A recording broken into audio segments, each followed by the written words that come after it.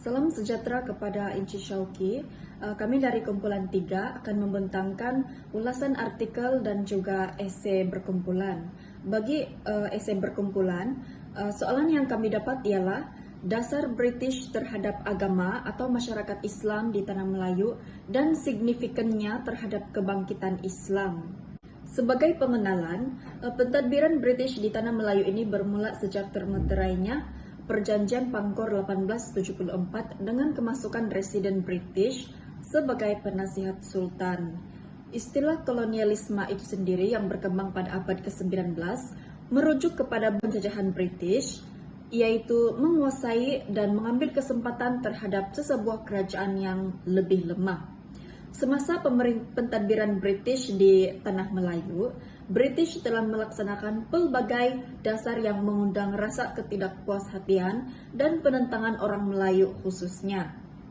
Ideologi dan nilai-nilai barat yang dibawa masuk di Tanah Melayu menyebabkan berlakunya gerakan penentangan dan kebangkitan Islam dan kemunculan golongan intelektual bagi membetulkan semula ajaran Islam yang sepatutnya digunakan pakai dalam kalangan masyarakat Melayu. Seterusnya saya akan bentangkan dasar sekularisme yang diperkenalkan oleh kolonial terhadap masyarakat Islam di Tanah Melayu. Sekularisme ini merujuk kepada sistem politik yang diamalkan dalam sesebuah negara, di mana sistem politik sekularisme ini berpusat kepada sekularisme yang memperjuangkan prinsip pemisahan antara agama dan negara. Dalam bahasa Inggris, sekularisme bermaksud the separation of church and state, yaitu agama tidak boleh bercampur atau bergabung dalam pentadbiran negara. Oleh itu, dasar sekularisme ini merupakan dasar yang diperkenalkan oleh British di Tanah Melayu, di mana dasar sekularisme ini bermula ketika British telah membuat perjanjian dengan kerajaan-kerajaan di Tanah Melayu. Penerapan dasar sekularisme ini telah menyebabkan dasar sekularisme ini semakin meresap dalam bidang-bidang yang lain di Tanah Melayu. Penularan dasar sekularisme di Tanah Melayu telah membangkitkan penentangan di kalangan masyarakat Islam di Tanah Melayu. Hal ini karena dalam konsep sekularisme, masyarakat bebas untuk melakukan apa sahaja program pembangunan tanpa menghiraukan Tuhan. Selain itu, dalam sekularisme, penafian kekuasaan politik berdasarkan kuasa sumber Tuhan. Seterusnya adalah dalam konsep sekularisme juga, manusia bebas menentukan masa depan tanpa memfokus kepada ajaran agama. Dengan ini jelas dapat dilihat bahwa dasar sekularisme yang diperkenalkan oleh pihak kolonial di Tanah Melayu telah membangkitkan penentangan masyarakat Islam karena dasar sekularisme yang diperkenalkan ini bertentangan dengan ajaran agama Islam. Itu saja dari saya, sekian dan terima kasih. Nama saya Lenda Jikripius, pemegang kad matriks BA 191100926. Dalam video ini saya akan membentangkan dasar-dasar kolonial. Dasar-dasar kolonial di Tanah Melayu adalah dasar campur tangan British terhadap hal ehwal negeri Melayu. Kedatangan penjajah British di Tanah Melayu sebenarnya banyak mengubah agama dan masyarakat Melayu. Keadaan ini lebih ketara lagi apabila pihak British campur tangan dalam sistem sosial, ekonomi, dan juga politik. Selain campur tangan dalam bidang tersebut, mereka juga mewujudkan dasar yang menyebabkan berlakunya perubahan besar terhadap pemerintahan yang ada pada mulanya ditadbir oleh keseluruhan orang Islam ataupun Melayu, namun telah diambil alih sepenuhnya oleh pihak British. Campur tangan British pada ketika itu bermula pada tahun 1874 selepas Perjanjian Pangkor. Campur tangan British didorong oleh faktor-faktor seperti ekonomi, politik, dan juga sosial. Sebelum kedatangan British di Tanah Melayu, sistem pemerintahan adalah sistem yang berlandaskan Islam di bawah pemerintahan Kesultanan Melayu Melaka. Berdasarkan sistem kesultanan, pemerintah Melaka telah mengekalkan tradisi pemerintah pentadbiran Melayu, di mana para pembesar menjadi pentadbir dan portfolio khusus. Pada ketika itu juga pentadbiran semasa zaman Kesultanan Melayu mempunyai 4 tingkat atau lebih dikenal sebagai orang besar 4. Sistem pentadbiran ini mempunyai peranan dan juga tugasnya masing-masing dalam pentadbiran negara. Namun, selepas campur tangan British, keadaan ini berubah di mana sistem pemerintahan yang pada mulanya berlandaskan Islam di bawah pemerintahan Kesultanan Melayu telah dihapuskan dan digantikan dengan sistem residen. Residen berkuasa dalam semua sistem pentadbiran negeri termasuk juga dengan kutipan cukai dan kawalan ke atas hasil negeri. Raja-raja Melayu kini terpaksa patuh dan juga mendengar nasihat daripada residen yang bertanggung jawab kepada residen general, yaitu Gubernur negeri-negeri Selat. British juga memperkenalkan beberapa perubahan secara beransur-ansur di negeri-negeri Melayu melalui institusi-institusi tradisi yang wujud pada dasar yang seterusnya adalah dasar kapitalisme barat. Sistem ekonomi tanah Melayu pada mulanya adalah bersifat sara diri, di mana keadaan ekonomi di tanah Melayu sebelum kedatangan Kuasa Barat itu bergantung kepada dua aktiviti, yaitu aktiviti utama pertanian dan juga kelautan. Mereka juga menetap di satu kawasan yang berdekatan dengan sungai agar mereka dapat menjalankan aktiviti kelautan dan sesuai sebagai penempatan. Manakala bagi pertanian pula, mereka mengusahakan padi huma dan juga sawah. Dalam sistem ekonomi Melayu, ianya lebih bersifat sara diri, di mana mereka melakukan aktiviti pertanian dan juga kelautan adalah untuk diri sendiri, bukannya untuk keuntungan. Namun, selepas kedatangan Kuasa Barat yaitu British, segalanya berubah, di mana British telah memperkenalkan dasar yang dipanggil sebagai dasar kapitalisme Barat. Dasar ini adalah mengaut semua keuntungan yang ada di bumi Melayu, dan perkara ini jelas terbukti apabila munculnya bidang-bidang ekonomi baru seperti getah dan juga kelapa sawit dalam bidang pertanian, biji timah dalam bidang perlompongan. Oleh itu, campur tangan British melalui dasar yang dilaksanakan telah mengubah kegiatan masyarakat Melayu di tanah Melayu pada mulanya hanya menjalankan sistem sara diri. Seterusnya ialah kemunculan gerakan Islah. Perkataan Islah ialah pinjaman daripada bahasa Arab, yaitu aslaha yuslihu, yang bermaksud menghilangkan sesuatu kerosakan atau mengembalikan sesuatu hak kepada yang berhak, sama ada hak terhadap manusia atau hak maupun hak terhadap Allah. Menurut Kamus Dewan, Islam merupakan suatu usaha untuk mengembalikan sesuatu keadaan kepada sesuatu keadaan yang betul, tepat, dan sesuai. Sejarah gerakan Islah bermula sekitar pada tahun 1906, yang mana bentuk perjuangan ini bersifat menyedar dan mengukuhkan konsepsi agama Islam berlandaskan Al-Quran dan Sunnah. Gerakan ini dipelopori oleh pelajar-pelajar Melayu atau lebih dikenali sebagai kaum muda dari Timur Tengah yang baru habis belajar dan pulang ke tanah Melayu dan menyebarkan kesadaran intelektual kepada masyarakat tempatan. Antara tokoh Islam yang terkenal pada masa itu ialah seperti Syekh Muhammad Tahir Jalaluddin yang telah mendapat pendidikan di tanah Arab bersama rekan-rekannya yang lain. Perjuangan awal mereka dilihat apabila mereka menerbitkan majalah-majalah seperti majalah Al-Imam dan Neraca yang membangkitkan isu-isu masyarakat Islam serta mengkritik ideologi Barat yang tidak bersesuaian dengan ajaran Islam.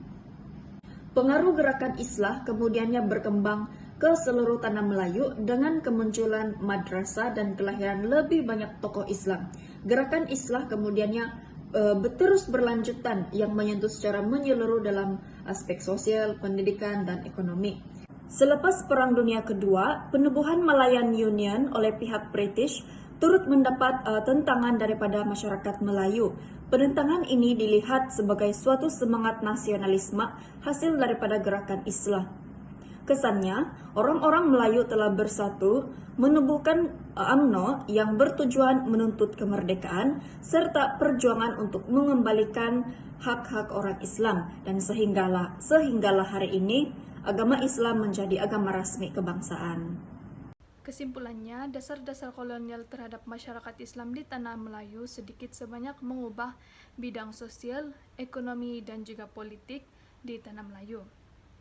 Keadaan ini lebih ketara lagi apabila dasar-dasar yang dilaksanakan oleh pihak British membawa kepada kemajuan kepada masyarakat Melayu terutama sekali dalam bidang ekonomi. Melalui agama pula, kedatangan British dapat mengukuhkan lagi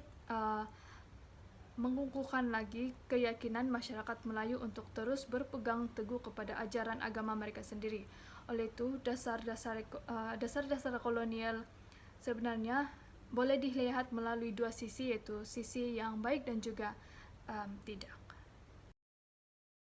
Salam sejahtera saya ucapkan. Kami akan meneruskan pembentangan ulasan artikel, dan artikel yang ditulis oleh kumpulan kami adalah hasil penulisan Rahimi Afandi dan rekan-rekan, yaitu Ilmu Kolonial dan Impaknya pada Pengajian Islam di Indonesia, di mana artikel ini telah diterbitkan dalam jurnal Ulwan pada tahun 2017. Pada bagian pengenalan, penulis telah mengemukakan berkenaan dengan penjajahan British di Tanah Melayu. Dalam konteks ini, penulis telah mendedahkan beberapa pendekatan, antaranya pendekatan post-kolonialisme yang boleh digunakan pakai untuk menjawab isu berkaitan dengan Islamofobia.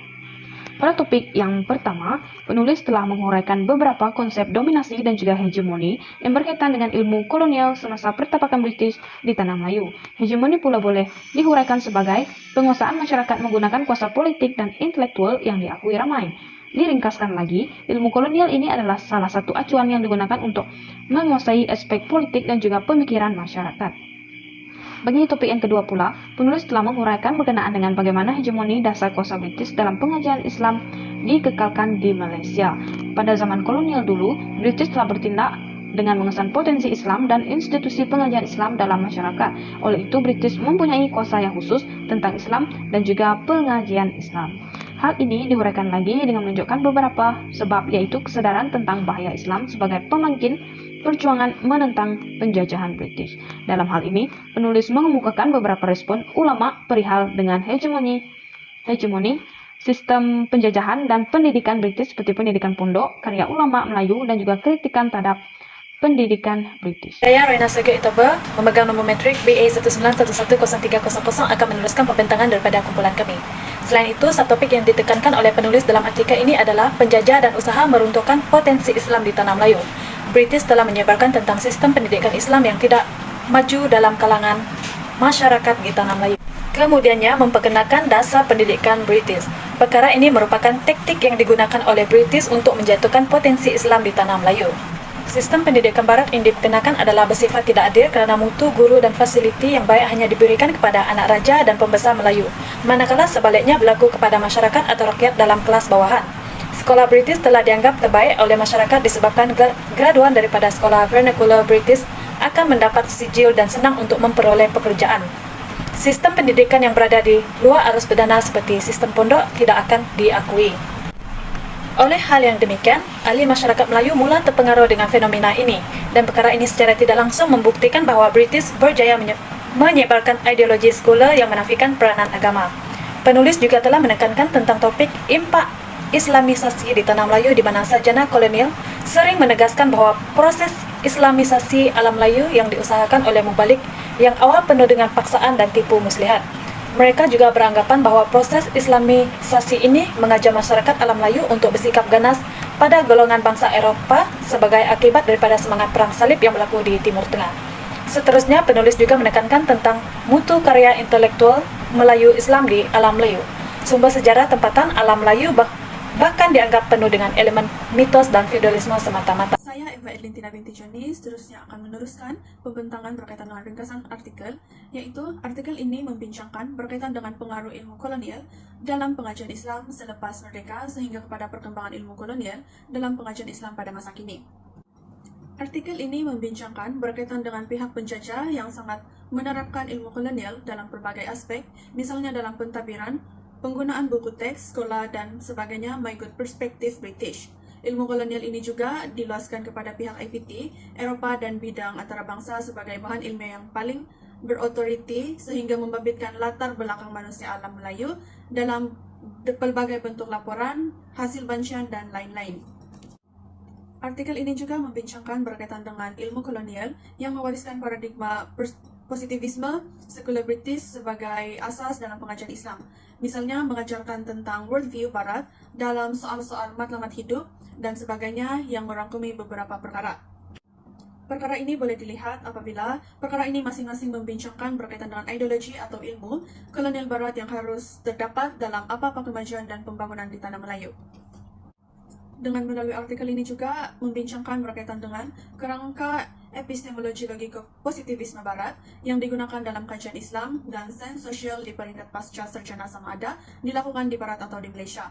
Kerangka ini terbahagi kepada dua, yaitu berkaitan dengan kebergantungan kepada kerangka teori Islam yang digunakan oleh sarjana orientalis dan juga kajian Islam mengikut konstruk ilmu kolonial. Hal ini di mana kedua-dua kerangka ini adalah mengikut worldview barat terhadap Islam. Melalui artikel ini juga didapati bahawa terdapat pandangan daripada Watt dan Smith berkaitan dengan adanya proses reformasi atau perubahan paradigma dalam kajian Islam di dunia barat. Pada pandangan pengulas, artikel ini mempunyai kekuatan tersendiri di mana kekuatan ini dapat dilihat melalui kepadatan maklumat yang ditulis oleh penulis dalam artikel. Penulis memberikan maklumat yang lengkap tentang usaha penjajah dalam meruntuhkan potensi Islam di tanah Melayu. Tambahan lagi, penulis juga berjaya menerangkan tentang perkara yang dilakukan oleh penjajah di mana pihak ini telah menggembar-gemburkan impak negatif Islamisasi di tanah Melayu. Bahkan, penulis juga telah menerangkan tentang mutu karya intelektual Melayu Islam di alam Melayu dengan terperinci. Hal ini demikian dikatakan sebagai kekuatan artikel kerana pembaca dapat memahami maksud penyampaian artikel, termasuklah menjadikan artikel ini sebagai sumber untuk memperolehi maklumat dalam melaksanakan kajian serta menghasilkan sebuah penulisan. Seterusnya, penggunaan sumber rujukan juga antara kekuatan artikel ini. Hal ini dikatakan demikian kerana penulis telah memanfaatkan pelbagai sumber seperti sumber primer dan juga sumber sekunder. Seterusnya, saya akan membincangkan berkaitan dengan kekuatan artikel. Yang seterusnya yaitu fakta yang menarik terhadap penulisan. Fakta yang menarik dalam artikel telah mendorong pengkaji dalam mengetahui lebih lanjut berkaitan dengan isu-isu yang disampaikan oleh penulis dalam artikel.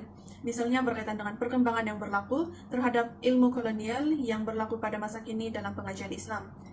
Selain itu, artikel ini juga membolehkan pengkaji mendapat ilmu yang jelas dalam memahami ilmu kolonial pihak barat sehingga dalam pandangan pengajian Islam.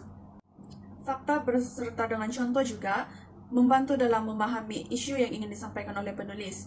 Sebagai contoh, penulis memasukkan pandangan sarjana lain dalam membantu menyampaikan maklumat yang terdapat dalam artikel.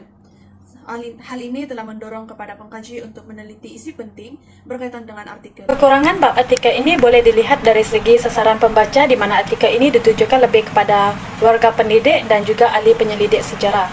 Perkara ini dapat dilihat melalui penggunaan istilah dan cara penulisan penulis. Tambahan lagi, penulis banyak menggunakan perkataan atau istilah yang sukar difahami dan penggunaan perkataan yang agak rumit difahami dalam penulisan artikel.